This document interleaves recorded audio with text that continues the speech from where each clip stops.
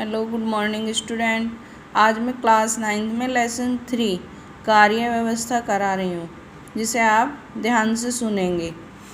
इस पाठ के अंतर्गत क्या क्या है? कार्य व्यवस्था का अर्थ, कार्य व्यवस्था का वर्गीकरण, कार्य व्यवस्था के सिद्धांत, कार्य व्यवस्था पर प्रभाव डालने वाले कारक, समय और श्रम बचत के उपाय, पारिवारिक आय की व्यवस्था, परिवार के प्रति गृहिणी का कर्तव्य, परिवार कल्याण का कार्य व्यवस्था, परिवार के सदस्यों की संख्या और उनकी व्यवस्था, परिवार के सदस्यों का व्यवहार, अभिरुचि तथा कार्य व्यवस्था।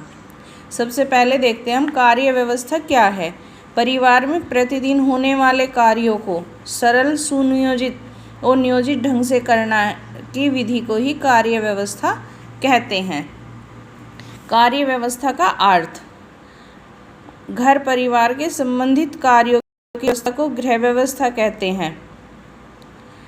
परिवार के आय के आधार पर सदस्यों की अभिरुचि और संतुष्टि के अनुसार तथा प्रत्येक उचित आवश्यकताओं की पूर्ति को ध्यान में रखते हुए योजना तैयार करते हैं। वास्तव में यही नियोजन गृह व्यवस्था की व्यवस्था कहलाता है। गृह व्यवस्था का वर्गीकरण, और गृह व्यवस्था को हम कितने भागों में बांट देते हैं।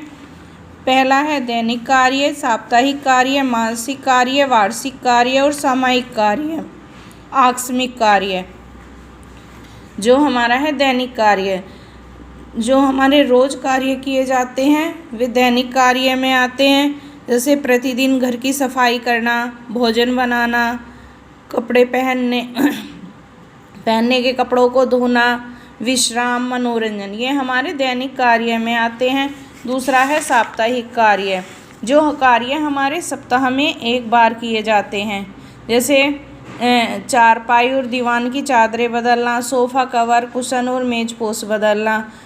फिर है मासिक कार्य, जो महीने में हमारे एक बार किए जाते हैं, उन्हें हम मासिक कार्य कहते हैं। पूरे माह का सामान जैसे राशन, मसाले, गेहूँ आदि कुटवाना, पिसवाना, बिजली का बिल, टेलीफोन का बिल, मकान का किराया, दूध का बिल, स्कूल की फ़ीस, ये सब हमारे मासिक कार्य में आते हैं। इसके बाद आता है हमारा वार्षिक कार्य। वार्षिक जो है ये है वर्ष में एक बार किया जाना, जो हम पूरे वर्ष में एक ही बार करेंगे।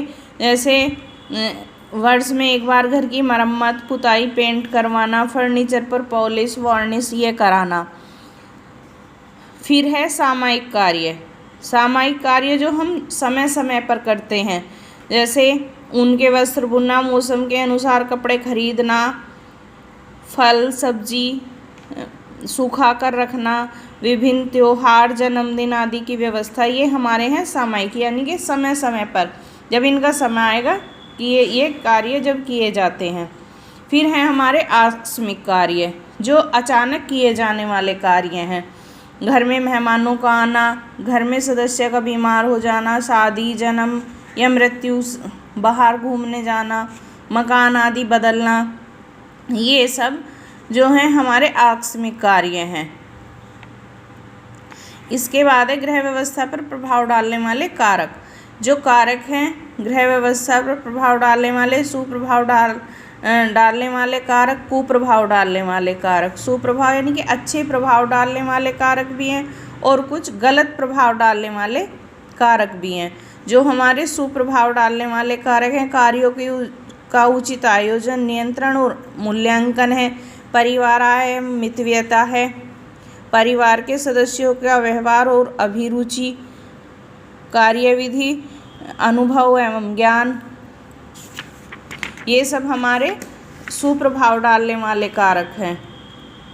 और कुप्रभाव डालने वाले गृहिणियों की कार्य कुशलता एवं ज्ञान का अभाव, यानी कि गृहिणी जो घर में काम करने वाली गृहिणी है, उसे ना तो कार्य का पता है ना ज्ञान है उसमें। भौतिक साधनों की कमी, परिवार के सदस्यों का सहयोग न प्राप्त होना, परिवार का असंतोष और कलह वातावरण, ये हमारे सारे प्रभाव डालने वाले कारक हैं, कुप्रभाव डालने वाले कारक हैं। इसके बाद है समय और श्रम की बचत। ये आपको मैं कल कराऊंगी। आज इतना ही से ध्यान से देखेंगे और सुनेंगे।